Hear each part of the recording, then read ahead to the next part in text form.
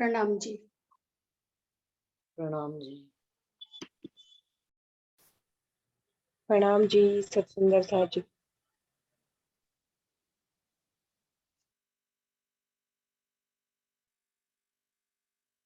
बंदो सतगुरु चरण को करूं सुप्रेम प्रणाम।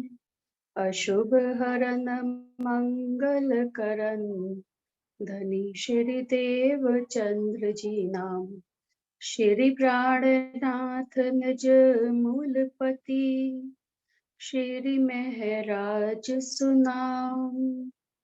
तेज कुंवर श्यामा युगल जी को पल पल करूं प्रणाम। पिया जी को पल पल करूं प्रणाम।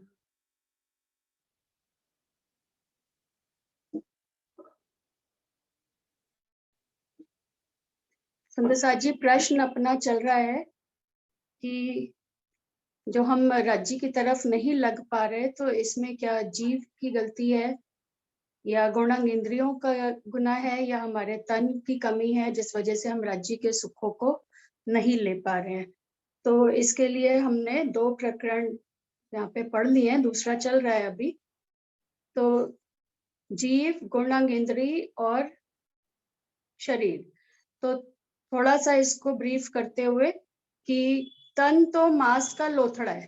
तन ने जब जन्म लिया, तन माँ के गर्भ में जब आया, माँ के लोथड़े में तो के फॉर्म में, उसके अंदर जीव ने आके जब प्रवेश करा, चेतन तत्व आया, तब उसने जो है उसके अंदर हाथ पैर मुंह ये सारे अंग उसके डेवलप होने शुरू हुए।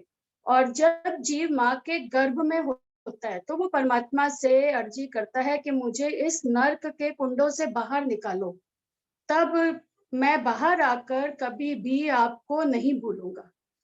ऐसी अर्जी कर करके 9 महीने जीव पुकार पुकार के परमात्मा को ये बात कहता है कि मैं तुमको कभी भी नहीं भूलूंगा, मुझे एक बार इस नर्क के कुंड से बाहर निकाल दो।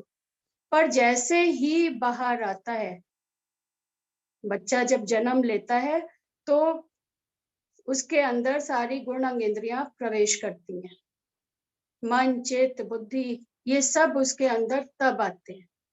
तो पहले जीव ने जन्म लिया और फिर उसके ऊपर ये सारी चीजें आ गई। तो अब ये तीनों चीजों, अब जब जैसे जैसे बच्चा मोह सागर में आता है, गुणांग इंद्रियों के वश में होता चला जाता है, तो जो परमात्मा से अर्जी कर करके आया था वो सब भूल जाता है और माया में ही मस्त हो जाता है। तो हमने जो है अपने अब इस तन की जो जिम्मेदारी है, जीव की जो जिम्मेदारी है, वो किसको सौंप दी? मन को। तो इसी के बेसिस पे हमने पहला प्रकरण जो पढ़ लिया कि चींटी हस्ती को गई निगल। कैसे निगल गई?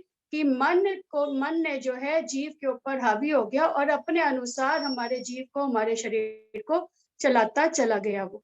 तो उस प्रकरण में ये भी पढ़ लिया कि कैसे अब फिर उसमें से बाहर निकले, मन और जीव को जुदा कैसे कर सकते हैं। तो उसमें आ गया कि सखी भाव भरिए भजिए भरतार।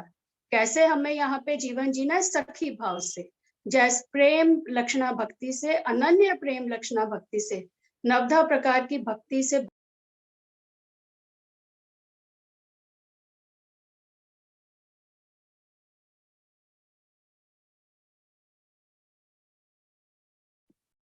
अंशु म्यूट हो गया आपका, अनम्यूट करो।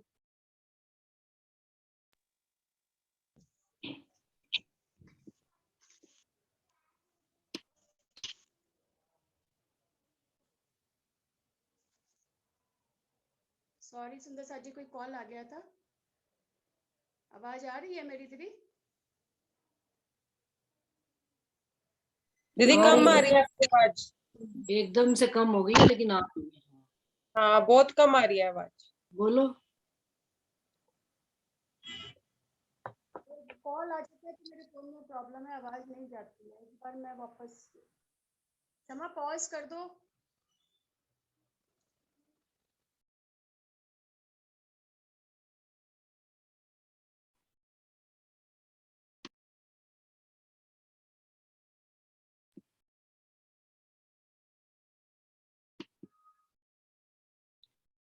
जब तक सुंदर साथ जी कोई और अपना विचार भाव रखना चाहते हैं तो रख सकते हैं। सभी साथ जी को। दीदी इस विषय में एक चौपाई भी है ना, घर ही में न्यारे रहिए कीजिए अंतर में वास, तब गुण बस आपे हो वही गयो तिमर सब नास। हाँ जी। तो इसमें हमारी जो देह है वो हमारे जीव को कहती है कि हे जीव, तुम इस तन में रहते हुए अपने चित्त को पार ब्रह्म में लगाओ, तभी तुम्हारे सब गुण अंग इंद्रियां जो है वो हमारे वश में हो जाएंगी और अंधकार जो है वो मिट जाएगा और तुम्हें पार ब्रह्म की प्राप्ति हो जाएगी। बिल्कुल सही बात। घर ही में प्रणाम न्यारे जी। रहिए कीजिए जी। अंतर में वास। बहुत अच्छा। प्रीति जी ने बात करी है, समझ किसको नहीं आई है? सबको समझ आ गई है बात? घर में ही रहते हुए न्यारे रहना है।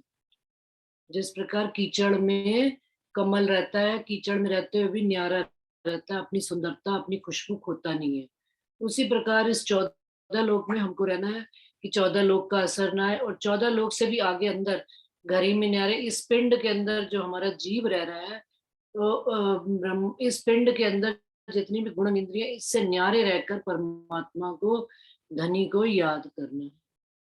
हाँ जी। और कौन से सुंदर साथ जी आएंगे, बताएंगे बात? जब तक अंशु आती है अपनी बात शुरू करेगी। हरीश भाई जी, हंसा बहन, विजय दीदी। प्रणाम जी दीदी। प्रणाम जी। प्रणाम जी। प्रणाम जी। प्रणाम जी। प्रणाम। प्रणाम। प्रणाम जी दीदी। प्रणाम जी। प्रणाम जी। हम्म। हाँ जी। हाँ जी। अभी अभी ज्वाइन किया है दीदी। अच्छा अच्छा। पाठ पढ़ रहे थे अभी। प्रणाम जी सुंदर जी। प्रणाम जी अमिता जी। प्रणाम जी दीदी। अभी आपने कहा कि घर में ही रहिए, नारे रहिए। हाँ, तो आप बात तो सही है, पर दीदी कैसे करें? मतलब हो नहीं पाता, तो इसके लिए कुछ उपाय है तो आप बताओ ना दीदी, कि भाई किस तरह अपने आप को ढालें कि ऐसा करने में मतलब स्टेप बाय स्टेप अपन सक्षम हो सके। इसका तो उपाय एक ही है कि हाँ धनी की जी। याद में, उनके प्यार में, उनके विरह में रहा जाए, तो गुण इंद्रियों से न्यारे होके जिया जाए। जैसे एक लड़की, ये एग्जाम्पल इससे बढ़कर कोई और होता ही नहीं है कि एक लड़की घर में रहते हुए भी उसका दिल अपने आशिक में लगा रहता है, जिससे वो प्यार करती है, उसको पता रहता है। और फिर देखिए, घर में सारे काम करते हुए, ब्रज की गोपियां हैं, सारे घर के काम करते हुए भी जैसे ही कृष्ण जी ने बांसुरी बजाई, गोपियां दौड़ी चली जाती हैं। और जैसे ही जिस घर में जिस लड़की का किसी से दिल लगा होता है, बाहर लड़के ने गली में सीटी बजाई, सारी दुनिया सुन रही होती है वो सीटी, लेकिन वही लड़की निकल के बाहर जाती, क्योंकि ये इशारे जो हैं किनको पता है? आशिक और माशूक को पता है कि भाई ये इशारा मेरे लिए किया गया, मैं नहीं बाहर जाना। बाकी सारी दुनिया सुन रही होती है लेकिन जा नहीं सकती। इसी प्रकार से हमें अपने धनी की आवाज जैसे ही सुनाई देती है, उनकी वाणी से हम जुड़ते चले जाते हैं। हमारी गुणन इंद्रियां जो हमें, हम देखिए ये भी एक बाढ़ है ब्रज में। इसमें रास में पहले आता है कि राजी महाराज ने ये हमारे चारों तरफ कांटों की बाढ़ लगा दी है। कांटों की बाढ़ क्या? ये परिवार रिश्तेदार सब, ये हमको सुई चुभोएंगे, करेंगे, माया में तंग करेंगे। लेकिन आपकी आत्मा रज्जी से जब जुड़ी रहेगी तो इनका दुख नहीं लगेगा, इनका काम भी सहजता से होता चलेगा। ये धीरे बैलेंस करना धीरे धीरे आता है। अभी कोई सुंदर साथ जी कह रहे थे अंशु को कि भाई सीढ़ी वीढ़ी नहीं होती रूह की, लेकिन सुंदर साथ जी सीढ़ी तो होती है, सीढ़ी भी होती है, मजल भी होती है। प्राणनाथ जी की भी मजले नहीं है, उन्होंने भी एक सीढ़ी को पार करके दूसरी सीढ़ी पर चढ़े हैं, और एक मंजिल को पार करके दूसरी मंजिल पर।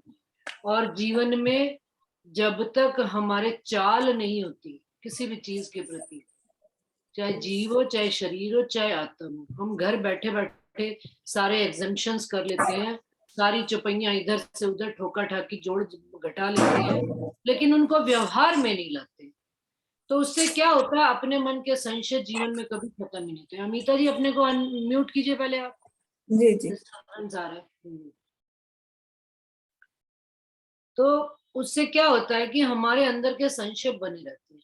जब हम घर से बाहर निकलते हैं, व्यवहार में आते हैं, राज्य की राह में ही क्यों ना हो जाए, तब हमको बात का अनुभव होता है कि क्या चीज हमको कैसे करनी चाहिए, क्या कहनी चाहिए।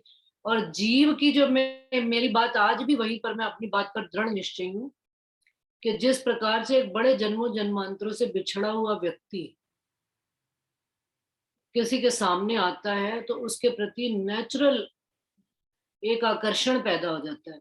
हमें नहीं पता होता कि हमें क्यों है, क्योंकि उसका जीव का उसके साथ कोई संबंध होता है।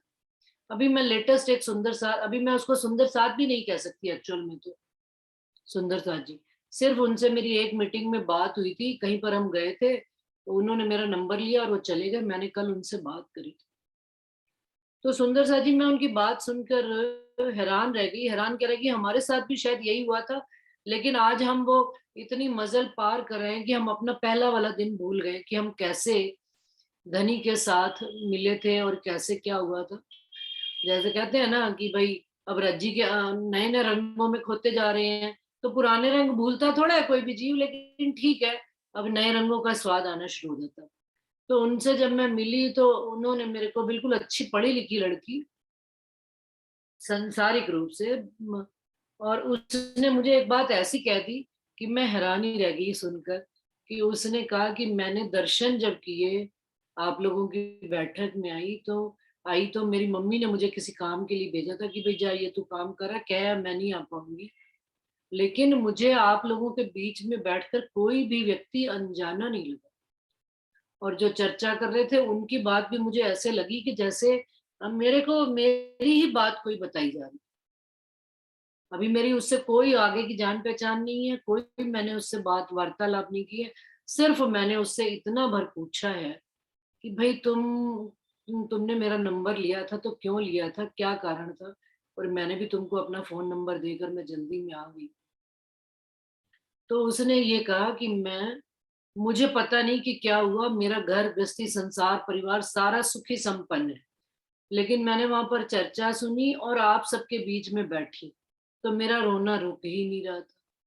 और घर जाकर भी मैं पता नहीं क्यों रोती रही, मुझे नहीं पता क्यों। अब ये इस बात को विचार करके सुंदर साथ जी हम ये बताएं कि ऐसा उसके साथ क्यों हुआ, और कौन उसका जो था उसके अंदर का जो खिंच रहा था, और क्या चीज उसको रोक रही होगी, और कौन व्यक्ति उसको कह रहा है कि भाई ये तो सारे जाने पहचाने। कोई बताएगा, इस बात का जवाब देगा? अभी मुझे पता नहीं वो सुंदर साथ है नहीं है, हमसे जुड़ेगा नहीं जुड़ेगा, लेकिन क्या उसकी आगे स्थिति होगी। लेकिन उसका जो पहली आवाज थी उसके अंदर से वो यही थी कि मुझे सब जाने पहचाने लगे। अब क्योंकि हमारा संसार का बुद्धि है तो संसार की बुद्धि से ही हम जवाब देते हैं। तो बताइए जरा सुंदर साथ, क्योंकि प्रश्न चल रहा है ना, जीव हमारा गुण इंद्रियों के बाद जागृत होता है, तो मेरा इसी से जुड़ा हुआ प्रश्न जवाब है। प्रणाम जी। प्रणाम जी। दीदी मुझे तो लगता है कि उसके अंदर रूह होगी, रूह है ना वो ही अपने धनी की तरफ खींचती है दीदी। जो रूह है अभी अभी जीव इस बात को समझ नहीं पा रहा, तो उसका जो रूह है ना उसके अंदर जो उसका रोना नहीं बंद हो रहा है या कुछ भी जो भी कुछ बात है, तो उसके मतलब जीव को अभी पहचान नहीं हुई, पर इसके अंदर रूह है जो मतलब जो राजी है। अब मेरे साथ भी ऐसा ही हुआ था कुछ, तो मुझे तो ये पता है कि बाकी कुछ पहचान नहीं थी, किसी पता ऐसा लगता था कि बस बैठे रहो, इनकी बातें सुनते रहो, इनसे दूर मत जाओ, बाकी कुछ समझ में नहीं आता था। मुझे तो ऐसा लगता है कि रूह होगी, पर अभी जीव जागृत नहीं है तो वो समझ नहीं पाई, पर अपना जो रिश्ता है ऊपर का रिश्ता, परम धाम का रिश्ता तो है ही ना दीदी, इसलिए कुछ उसको जाना पहचाना सा लगता है।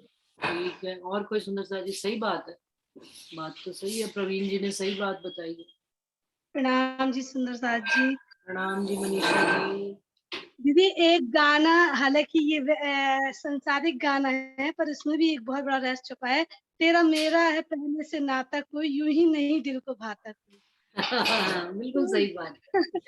तो क्या है कि हम परम धाम से भले ही ये खेल देखने के लिए जुदी जुदी जातियों में धर्मों में आ गए, पर हमारा जो घर से जो संबंध है ना, वो कहीं ना कहीं एक बार जैसे होता है ना, कोई हमें अच्छा लगता है तो हम पलट के जरूर देखते हैं उसको, फिर लगता है यार वो चेहरा हमें फिर से दिख जाए।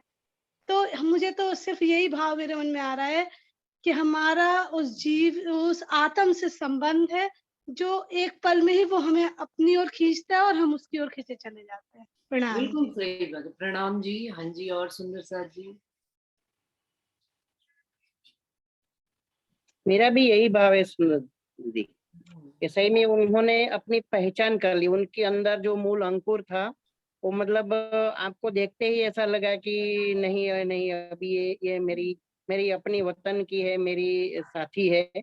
ऐसा उसने समझ करके आपसे फोन नंबर लिया और आपसे जुड़ने का उन्होंने कोशिश किया। मेरा प्रयास भाव की। भी यही। बिल्कुल हाँ। बिल्कुल सही प्रणाम जी बात। दीदी। क्योंकि मेरा प्रणाम भी जी। भाव, मैं ये कहूँ ना दीदी, तो मेरा भी भाव यही कहूँ कि जो मीटिंग जैसे चल रही, लेकिन आपकी 11 साढ़े 11 की भी मीटिंग में जी एक पहली बार आया, तभी मैंने अपने सरकार से की पहचान कर ली। तो मैं अपना भाव कह रहा हूँ कि मैं अब जब से मैं ये बैठक में आता हूँ तो मुझे भी ऐसा लगा कि नहीं, ये हमारे लिए अपने राज्य ने हमके सही जगह पर बिठा दिया है। हमको इधर उधर घूमते रहे तो वहां से हमको यहाँ ला करके हमको बिठाया। तो ये मेरा भी ये एक अनुभव है कि मैं भी मुझे भी ऐसा लगा कि मुझे यहाँ पर जो सुख है, राज्य का सारा सुख है जो मुझे यहीं पर मिलेगा, और यहीं हमारी सब कुछ जो है, हमारी सुंदर साथ यहीं पर एक हासिल है। बिल्कुल, ये भी मेरा भाव है प्रणाम जी। बहुत अच्छा। हाँ जी, रंजना जी क्या कह रहे थे? प्रणाम जी दीदी। याद प्रणाम करो जब जी। मैं आपसे शुरू में मिली थी इस सुबह वाली मीटिंग में, तो मैंने आपके लिए ये गाना गाया था कि मेरा तुझसे पहले का नाता कोई, मतलब लगा ही नहीं था। जब मैं पहली बार मीटिंग में आई थी तो ऐसा लगा बिल्कुल। ही नहीं था कि मैं पहली बार आई। मुझे ऐसा लग रहा था सारे मेरे अपने ही है। हम्म, तो हम है ही तो एक घर के ना सारे, बिल्कुल बिखर घर गए के थे। एक हैं। हाँ, अब मैं उनका आपको बताती हूँ कि उसका क्या संबंध हमसे रहा। बिल्कुल, ये तो आपने आत्मिक बात कह दी सब सुंदर साथ में कि उसके अंदर रूह है या कुछ भी बात है। लेकिन जो श्रेष्ठ जीव होते हैं, जो संसार में जिन्होंने पहले पूर्व करनियां की होती हैं परमात्मा को प्राप्त करने के लिए, उनका जीव जैसे ही परमात्मा के स्वरूप को अपने सामने देखता है। मैंने नहीं चर्चा वहां करी थी, चर्चा कोई और कर रहे थे, महाराज जी कर रहे थे चर्चा। और महाराज जी तो चर्चा करके चले गए। उसके बाद उसने मेरे को, मतलब मैं बैठी रही थी वहां पर, तो उसने मेरे से नंबर लिया और सारी बात करी। तो जो मेरा कहने का मतलब है, कोई भी मैं ये नहीं कह रही हूँ कि महाराज जी हैं या मैं हूं या कोई भी है, कोई तीसरा भी जना हो सकते हैं जो राज्य से जुड़कर राज्य का इस स्वरूप में मगन है। A to Z हम में से कोई भी हो सकता है ना। तो लेकिन वो जो जीव उसके अंदर पाक साफ जीव बैठा है, उसका जो तड़प रहा है जन्मों जन्मांतरों से परमात्मा की खोज में लगा हुआ, गुणंग इंद्रियों के वश, गुणंग इंद्रियां उसकी संसार में, लेकिन उसका जीव ने जैसे ही सामने अपने देखा सत्य के स्वरूप को, राज्य के स्वरूप को, परमात्मा के स्वरूप को, मैं राज्य भी नहीं कहूंगी अभी, परमात्मा का स्वरूप को देखा, तो उस जीव के अंदर हलचल हुई और वो रोया। उसको खुद को भी नहीं पता, क्योंकि सारी चीजें गुणन इंद्रियां हमारी तय करती हैं उसके बाद कि भाई क्या हुआ क्या नहीं हुआ। और उसके 2 दिन बाद जब मैंने उससे बात करी तो उसने मेरे को, सुंदर सा जी बिल्कुल मैं प्रैक्टिकल बात बता रही हूँ, कि उसके बाद उसने मुझे कहा नहीं नहीं ऐसा कुछ नहीं था, मैं रोई थी मेरे को। लेकिन ये बात उसने बार बार एडमिट करी कि मेरे को मतलब संबंध की एक बार फीलिंग कोई आ रही थी कि मेरा आपसे कोई रिश्ता है, आप सब से। उसने कहा कि मुझे सब अपने अपने से लगे, लेकिन मैं कोई परेशान नहीं थी, मैं कोई मानसिक रूप से कष्ट में नहीं थी कि भाई मैं किसी वजह से वहां पर बैठकर रोई। लेकिन हाँ, उसने क्या किया कि अपनी कह लीजिए आप गुण इंद्रियों के 2-3 दिन में वश में आने के बाद उसने उस बात को थोड़ा सा मॉडिफाई कर लिया। मॉडिफाई का क्या मतलब कि उसको थोड़ा स्मार्टली बिहेव किया, लेकिन बात उसकी वही की वही थी। तो मेरा ये कहने का मतलब है, जीव जो होता है वो तत्क्षण अपने परमात्मा के स्वरूप की पहचान कर लेता है। और जो जिसके अंदर राज्य बैठे होते हैं, ये लोहे और चुंबक का काम शरीर और जो गुणन इंद्रियां उनको पता भी नहीं लगती बात है। लेकिन अब वो जो जागृत बैठा हुआ है सामने, उसको पता है कि सामने वाला व्यक्ति मेरे से खिंच रहा है। अब लेकिन जो सामने वाला स्वप्न अवस्था में बैठा है उसको पता नहीं है, लेकिन वो रोए चले जा रहा है सुंदर सा। तो ये मेरा कहने का मतलब है कि पहला जो खिंचाव होता है जीव का, लेकिन उसके बाद जैसे जैसे वो धनी की राह पर चलना शुरू करता है, एक एक चीज को जानना शुरू करता है, समझना शुरू करता है, अपनी गुण इंद्रियों के हिसाब से वो चीजें अपने जीवन में घटित करना शुरू करता है, तब वो रहनी में आना शुरू करता है, और तब वो सीढ़ी दर सीढ़ी एक स्थिति पर पहुंचता है। हाँ जी सुंदर साथ जी, ये बात सब सुंदर साथ स्वीकार करते हैं, ऐसा ही सबके साथ होता है? मेरे साथ तो ऐसा ही है। ठीक कह रहे हो, कह रहे हो जी दीदी, ऐसा ही होता बिल्कुल। और जी अंकुर उसका बिल्कुल दीदी, है। बिल्कुल बिल्कुल बिल्कुल यही होता सभी के साथ ऐसा होता है। मतलब ये मेरे साथ या उसके साथ या आपके साथ, सबके साथ ऐसे ही होता है कि हमारा एकदम से रोना निकल जाता है। रोना क्यों निकलता है? वो जो रोना भी क्यों निकलता है? वो जो जीव बेचारा दलदल में फंसा हुआ है ना, एक्चुअल में वो रोता है। हम जिन गुण इंद्रियों और शरीर के वश में बैठे, हमारे को पता ही नहीं लगता, समझ ही नहीं आता कि मैं क्यों। और जैसे जैसे हम फिर संगत करते चले जाते हैं सुंदर साथ की, वाणी की, सतगुरु महाराज की, हमारे अंदर आनंद आना लग जाता है, तो हम अपनी वो स्थिति, फिर शांति आनी, मतलब मन में खुशी आनी शुरू हो जाती है, प्रसन्नता आनी शुरू हो जाती है, धनी के लिए विरह आना शुरू हो जाता है। क्योंकि जैसे जैसे संबंध की प्रगाढ़ता आती है, वैसे वैसे हमारी मंजिलें भी बदलती चली जाती है। हाँ जी अंशु जी, अब आगे आप। हाँ जी वर्षा, आ जाइए। वर्षा क्या कह रहे हो? दीदी? मैं इसको तो मतलब है कि इस उदाहरण से भी समझा जा सकता है ना, जैसे आए दिन दुनिया में एक्सीडेंट होते हैं, कुछ लोग बात कर रहे हैं, भीड़ लग रही है, भाई एक्सीडेंट हो गया, हम नॉर्मली सुन रहे हैं, और जब हम पास जाते हैं और पता चलता है कोई अपना है, तो हम एकदम से, हमें लगता है यार ये तो हमारा अपना है, हम रोने लगते हैं और चिल्लाने लगते हैं। तो ऐसे ही उनको लगा कि भाई ये तो मेरे अंदर की कुछ, मतलब ये मेरे सब अपने ही हैं, उसकी रूह ने खिंचाव किया। यही मेरे को भी बिल्कुल लगता है। बिल्कुल। प्रणाम दीदी। प्रणाम जी, प्रणाम जी।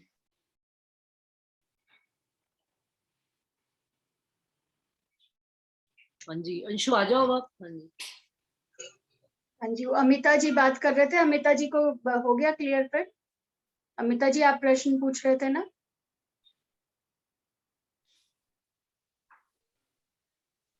और सुंदर सा जी, मेरा एक जवाब और भी है, सारे प्रश्नों के ऊपर एक जवाब है। जब हम इस राह पर, धनी की राह पर चलना शुरू करते हैं, तो प्रश्नों के समाधान भी हमको राज्य महाराज ऑटोमेटिकली चाल में मिलने शुरू हो जाते हैं। लेकिन जब तक हम चलना शुरू नहीं करते हैं, हम केवल पढ़ रहे हैं और उन पे क्वेश्चन कहते हैं ना कि खोज में पड़ गए, जो कदी पड़ी खोज में ताए छूटे ने लग कयामत, कि उसको कयामत तक उस हल्का उस बात का जवाब नहीं मिलता, चाल चलनी पड़ती है। सुंदर साथ ने कहा कि केशव दास जी तो उसी समय जागृत हो गए, उनको आवाज आई, जागृत थोड़े हुए, उनके जीव और आत्म ने वो बल पकड़ा कि ये बात मेरी धनी की कोई कह रहा है, या मतलब मेरा इससे संबंध है, तो उन्होंने गुण इंद्रियों के फेर में ना पड़कर सीधा उस राह पर निकल पड़े। चले तो वो बाद में, हाँ घर भी नहीं गए थे कुछ कहने के लिए, वहीं से ही चल दिए। हाँ वहीं से ही चल। हाँ तो ये मतलब कहने का, और उसके बाद उन्होंने कितनी मंजिलें तय करी प्राणनाथ जी के साथ। तो ये तो हमने भी, हम सब भी तो मंजिलें ही तय कर रहे हैं। मंजिल क्या होती है, मजल क्या होती है? बीतक में आता ना, यहाँ लो कहीं मजल, यहाँ लो हिस्से का इलम। तो भाई क्या इसका मतलब है कि इसके आगे हमको चलकर भी तो देखना है, कि केवल हम बैठे बैठे केवल बातें बनाते रहे, रोज एक क्वेश्चन डाल देवे अगले के दिमाग में, अपनी बेशक, वो कहते हैं ना सनम हम तो डूबे हैं, तुमको भी ले डूबेगी। या तो हम बेशक नहीं है कि अगले वाले के प्रश्नों में हम उलझ जाते हैं, सुंदर सच है ना। और यदि हम बेशक है तो उसको फिर हमें जवाब देने में सबको हमें दिक्कत नहीं आनी चाहिए। तो अपनी बेशक, अपनी ईमान पे कहीं पे डगमगाइए मत। हम जिस चाल पर चल रहे हैं, धनी के हादी के कदमों पर कदम चल रहे हैं, चलिए। और जो आपसे प्रश्न पुटअप करता है उसको एक बात जरूर कहिए कि आप चलिए, पहले आप केवल घर में बैठे बातें मत करिए, धनी की राह पर चलना सीखिए। अगर आप किसी स्थान पर जाते हैं और आपको वहां पर स्थिति अपने अनुकूल नहीं मिलती है और आप घर बैठ जाते हैं सुंदर साथ जी, तो आप तो अपनी गुणन इंद्रियों के कितने वश में हो कि एक व्यक्ति ने मेरे साथ कोई ऐसा व्यवहार कर दिया, अच्छा या बुरा, हमें ये चीज, हमें तो वहां मैदान में उतर कर ही पता लगेगी ना कि हम अपने वश में हैं या गुणन इंद्रियों के वश में है, कि छोटी छोटी बातों के चक्कर में हम धनी का सुख खो के बैठ जाते हैं। सुंदर साथ जी, मैं देखती हूँ रोज के व्यवहार में हम देखते हैं, हम कहीं पर भी जाते हैं, किसी ने हमें एक बात कह दी, किसी ने हमको कह दिया उसकी बात नहीं सुननी चाहिए, उसकी बात नहीं सुननी चाहिए, वो घर में बैठ गए। इसका मतलब उसका राज्य के प्रति संबंध कितना कमजोर है कि हम किसी के कहने पर ही बैठ जाते हैं। इसका मतलब हमें संबंध की पहचान ही नहीं है। संबंध तो वो होता है कि कितनी भी बाधाएं आए, मार्ग में परेशानियां आए, संबंध नहीं टूटता, हम नहीं छोड़ते संबंध। हाँ जी, मैं आपकी इस बात से बिल्कुल सहमत हूँ दीदी, कि जब तक हम खुद अपनी रहनी में नहीं आएंगे, कहीं जाएंगे नहीं, आएंगे नहीं और वहां अपनी रहनी को नहीं समझ पाएंगे, तब तक हम राज्य से जुड़ भी नहीं पाएंगे पूरी तरह, जुड़ भी नहीं पाएंगे, संबंध की पहचान नहीं कर पाएंगे। ये बात बिल्कुल सही है। और राज्य परीक्षा लेते हैं, देखो हर जगह लेते हैं, परीक्षा लेने के लिए वो किसी ऐसे पर्सन को भी भेज देंगे जिसका कई वर्षों से कोई संबंध भी नहीं होगा, फिर भी भेज देंगे उसको परीक्षा के लिए। और वहां पर हमारा परीक्षण हो जाता है, हमारा ईमान कितना है, हमारी दृढ़ता कितनी है, राज्य के प्रति बेशकी है कि नहीं है, हमारे मन में संशय है, राज्य का इश्क है, लाड है। मोमिनों ने कभी सोचा होगा हम तो यहाँ वहां अपने सुंदर साथ के घरों में ही जाने में या एक दूसरे के साथ व्यवहार करने में इतना वो गुणन इंद्रियों में फंस जाते हैं। मोमिन कैसे चले गए होंगे मुसलमानों के घर में? हम किसी को क्या ज्ञान सुनाएंगे परवाही समाज के व्यक्ति को, जब हम अपनी गुणन इंद्रियों में इतने फंसे होंगे। ये हमारे बनाए हुए प्रश्न हमें खुद को तंग कर रहे हैं, हमें दूसरा कोई तंग थोड़े कर रहा है। और जो दूसरा हमें जो प्रश्न करता है, फिर उसको कहिए वो खुद चल के देखे इस चाल पर। चलिए अंशु जी आगे चलिए। दीदी प्रणाम जी। प्रणाम जी नरेश जी, प्रणाम जी। प्रणाम। दीदी आपकी एक बात मुझे बहुत अच्छी लगी कि अपने ही प्रश्न अपन को ही जाल में फंसा देते हैं। तो वो जाल में जो फंसा देते हैं ना, तो इसका मतलब ये है कि राज्य महाराज तो बिल्कुल परफेक्ट ही बता रहे हैं, वो तो बेशक बता रहे हैं कि ये जो मैं बता रहा हूँ वो बेशक है सुंदर साथ जी, और वो बेशक को लेके आप चलो। फिर भी हम ये बेशक बानी पढ़ के भी हमको शक होता है, तो इसका मतलब है कि हम बेशक नहीं है।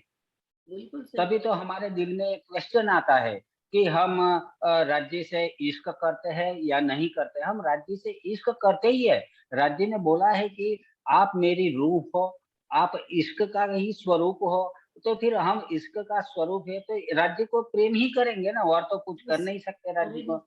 तो राज्य ने हमको यहाँ पे जो भेजा है, तो ये बानी जो राज्य महाराज ने दिया है वो बेशक बानी दी है, और वो बेशक बानी लेके ही हमको बेशक होना है, हमको शक नहीं लाना है। अगर जो हम ही शक लाएंगे तो हम बेशक कैसे कहा जाएंगे? हम किसी दूसरे को कैसे ज्ञान बताएंगे अपना, जब हम ही नहीं बेशक हैं? हम किसी दूसरे को कैसे बताएंगे? जब हमने गुड़ खाना बंद नहीं किया है, जब हमने गुड़ खाना बंद नहीं किया तो दूसरों को क्या कहेंगे भाई गुड़ खाना नहीं है? यही बात है। बिल्कुल बिल्कुल बिल्कुल, हरीश भाई जी ने बिल्कुल सही तरीके से बताया। तो मेरे कहने का मतलब है कि आपके साथ में बिल्कुल सहमत हूँ कि अगर ये क्वेश्चन मार्क में हम जाते हैं तो क्वेश्चन मार्क का हम जो बेशक बानी के माध्यम से हम उनका निराकरण तो कर लेते हैं, लेकिन कई बार ऐसा होता है कि वो क्वेश्चन में भी, यही किसी टॉपिक में भी हम ऐसा उलझा जाते हैं कि हम खुद बेशक होने के बावजूद भी शक में आ जाते हैं। बिल्कुल सही बात। तो ये तो ऐसा मेरा कुछ भाव है दीदी। नहीं बिल्कुल बहुत सही। नहीं नरेश भाई जी, बहुत अच्छी बात आपने कही है। और देखिए ये आपकी बात से मैं सहमत हूँ, हम बेशक होते हैं, लेकिन ये जो हमारी दावानल की अग्नि है ना, गुणन इंद्रियां, ये अपने आप अग्नि लगा देती है हमारे अंदर प्रश्नों की, कि भाई देखो कितना इसके अंदर, जीव के अंदर संशय है या बेशक है।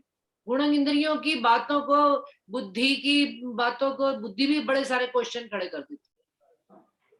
तो इन चीजों को जैसे सांसारिक रूप से हम देखा जाए तो हमारे जो आसपास जो है ना वही हमको बनते हुए लगते हैं। जैसे कि हमारी फैमिली है, हमारा जो बच्चे है, बालक है, वो तो क्या है, हम मिट्टी से बने हैं और हम मिट्टी चाहते हैं और मिट्टी में बल निकल जाएंगे।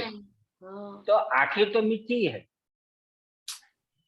तो हम मिट्टी की चाहना करते हैं, मिट्टी हमारी चाहना करती है, लेकिन हम दोनों तो मिट्टी के है ही है। बिल्कुल सही। तो इसी भावना के साथ मैं कहता हूँ कि हम खुद अपनी जाली गूंथ रहे हैं। हाँ, जैसे मकड़ी जाली गूंथती है।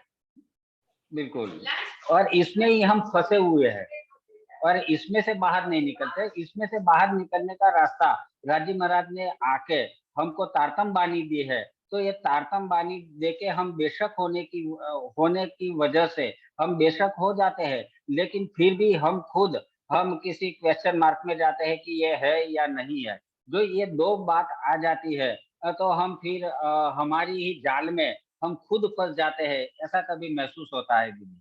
बिल्कुल होता है। प्रणाम जी, प्रणाम जी। और जब उस चीज को हम समय पर छोड़ देते हैं तो राजी सॉल्व भी कर देते हैं। प्रणाम जी। जी।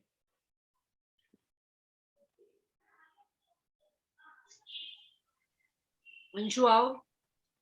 हाँ जी दीदी। तो सुंदर साथ जी, आज इस प्रश्न को एंड करना है, तो इसको जैसा राजी की मेट से समझ में आ रही है बात कि गुण अंग इंद्री का मालिक है मन। मन को कौन डायरेक्ट करेगा? मन का बॉस हो गया जीव, और जीव के ऊपर आकर बैठी हुई है आत्मा। ये सीक्वेंस चल रहा है। गुण अंग इंद्री, काम, क्रोध, लोभ, मोह, अहंकार, ये सब मिलके क्या बन गया? एक मन बन गया। मन जैसा इनको हुक्म करेगा ये सब वैसा ही करेंगी गुण अंग इंद्रियां हमारी। और फिर मन को किसके अधीन होकर चलना पड़ेगा? जब तक जीव जागृत नहीं है तो हम मन के अधीन होकर चल रहे हैं।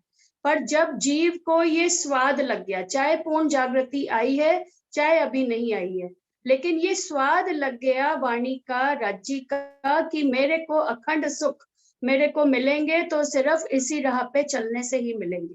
ये जब जीव को स्वाद लग गया और इस राह पे चलने के लिए अग्रसर हो गया, तो जीव जो है वो अब उसको जैसा हुक्म करेगा मन को, उसे वैसा ही करना पड़ेगा।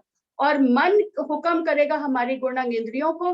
अगर मैं रात को 3 बजे भी सोई हूँ और मुझे पता है मुझे 6 बजे उठ के मीटिंग में बैठना है, तो मन ने ये बात मेरे को बोली तो मैं बिस्तर से उठ के बैठी यहाँ पे। तो ये मन को जब तक जीव नहीं जागृत होकर कहेगा कि नहीं मुझे सुबह उठना है, तो मन सोता ही रह जाएगा, हमें सुलाता ही रह जाएगा, आलस में ही रखेगा। तो जीव जागृत होगा, जीव को स्वाद लगेगा वाणी का, और तब जाके वो मन को हुक्म करेगा और मन हमारे को उसी हिसाब से फिर चलाना शुरू करेगा। तब फिर ये बात नहीं होगी कि जीव को, हाथी को बांध दिया चींटी के पाँव से, फिर रौंदा नहीं जाएगा हमारा जीव चींटी के पैरों पे बंध के। अब वो मन को अपने अधीन करके जैसा हुक्म करेगा मन वही काम करेगा, तभी हम इन सुखों को यहाँ पर ले पाएंगे और एक एक एक एक सीढ़ी करके हम आगे बढ़ पाएंगे। अभी जीव को स्वाद लग रहा है, फिर जैसे जैसे जीव में जागृति आती जाएगी, ये मजल अलग अलग, जैसे पहले श्री महराज ठाकुर जी का तन आया सदगुरु महाराज के चरणों में, तत्क्षण हृदय आई जागृत बुद्ध, उसी वक्त उनके पास जागृत बुद्ध आ गई। लेकिन तब से तो हमने उनको हक का स्वरूप नहीं माना, तब से तो हमने उनको प्राणनाथ जी नहीं माना। उसके बाद श्री महराज ठाकुर जी के बाद उनकी मजल बदली, सदगुरु महाराज ने उनको बताया कि आपके अंदर श्री इंद्रावती जी की वासना है, तो वो इंद्रावती जी की उनको उपमा उस वक्त मिली। और श्री इंद्रावती जी को उपमा मैं दई मेरे हाथ, राज जी ने उनको कौन सी उपमा दे दी? फिर महामती की, कि इस ब्रह्मांड में जागृत बुद्ध से भी ऊपर निज बुद्ध की वाणी जो लेकर आए वो श्री इंद्रावती जी की आत्म के द्वारा आई इस ब्रह्मांड में, तो उनको महामती की उपाधि मिली। और महामती के बाद उनको फिर यहाँ पर आके किसकी उपाधि दी गई? हक की। बुद्ध निष्कलंक अवतार के रूप में वो हरिद्वार में जाहिर हुए और फिर वही साक्षात राज्य महाराज का स्वरूप बन गए इस ब्रह्मांड में, जो आज भी गुम्मट जी में साक्षात विराजमान है। तो ये मजल जब उनकी बदली जा रही है तो हमारी भी बदली जा रही है। जैसे जैसे जीव के अंदर जितनी जितनी सुध आती जा रही है, जितनी जितनी चाल में रहने में आता जा रहा है जीव, तो वैसे वैसे हमारी भी मजल यहाँ पे बदलती चली जा रही है। और ये मजल भी कैसे, हाँ जी दीदी। हाँ कर हाँ लो जी, कर लो, 1 मिनट मेरे को देना, आप बात करो करो। मीटिंग एंड होने वाली है, आप कंप्लीट कर लो बात अपनी। नहीं नहीं कर लो ना, अभी बात जो कर रहे हो कर लो। तो जैसे जैसे ये मजल सुंदर सा जी हमारी कैसे बदलेगी, अब प्रश्न ये आता है, तो इस प्रकरण में यही पढ़ा कि सेवा करने से, मन वचन कर्म से राजी महाराज की प्रेम और सेवा से सेवा करेंगे, तब हमारी जो है मजलें आगे बढ़ती जाएंगी। तो इसके ऊपर भी फिर एक प्रश्न किसी सुंदर साथ जी का आ गया कि सेवा तो हम कैसे करेंगे, क्योंकि करनी माफक कृपा और कृपा माफक करनी, वो कहते हैं करनी कर्म कछु न रहा, तो हमारी तो कोई करनी ही नहीं, हमारा कोई कर्म ही नहीं, तो हम किसकी सेवा और कौन किसकी सेवा करे। तो सुंदर साथ जी ये बात कब की है, करनी कर्म की, राज्य ने हम पे पहले कृपा करी, उन्होंने हमारे जीव को सिलेक्ट करा, उन्होंने हमको ऐसे परिवार में जन्म दिया, सबसे पहले मनुष्य तन दिया 28वें कलयुग में, जिसके लिए ब्रह्मा विष्णु महेश भी तरस रहे हैं। उसके बाद हमें वाणी से जोड़ा, हमें सदगुरु महाराज के चरण कमल मिले। तो जब इतनी कृपा उन्होंने कर दी, ये पहले उनकी कृपा है, हमें नहीं पता था कि ये क्या संप्रदाय है, इससे कौन से सुख मिलने, हमें कुछ भी नहीं पता था। ये धनी ने हम पे कृपा करी तो हमको पता चला। अब उसके बाद जैसे जैसे उनकी कृपा होती जा रही है, जितने जितने हमारे अंदर वो उपजाते जाते हैं, भाव सेवा के रूप करती चली जा रही है, उतनी उतनी और आगे से मेहर उनकी बढ़ती ही चली जा रही है और मजल हमारी बदलती जा रही है। तो ये दोनों बातें, करनी माफक कृपा, कृपा माफक करनी, हम पहले जो है उसके उन्होंने कृपा करी हम पे, पर अब उनकी कृपा के पात्र अगर हम बन रहे हैं और उसके अनुसार करनी कर रहे हैं, तो कृपा दिन पर दिन बढ़ती ही चली जा रही है, उनकी मेहर बढ़ती ही चली जा रही है। प्रणाम जी। हाँ जी दीदी, अब आप बताओ। और सुंदर साथ जी, जो इस प्रकरण के लास्ट वाली जो चौपाई है, उसका जरूर मैं 1 मिनट के लिए करूंगी, अगर मीटिंग खत्म हो जाए तो जरा दोबारा ज्वाइन कराना, 5 मिनट की बात करनी है ना। कि कहे इंद्रावती सुंदर बाई चरणे, सेवा पीयू की प्यार अति घने, और कछु ना इन सेवा सम्मान, जो दिल संकुल करो पहचान। कि इंद्रावती जी कह रही हैं कि सतगुरु महाराज के चरणों में रहकर सेवा करनी है। सेवा एक ऐसा माध्यम है कि जो हमारी गुण इंद्रियों को संसार से हटाकर राज्य की तरफ लगाता है, और जो हमारे मार्ग में बाधाएं आती हैं, अगर हमारे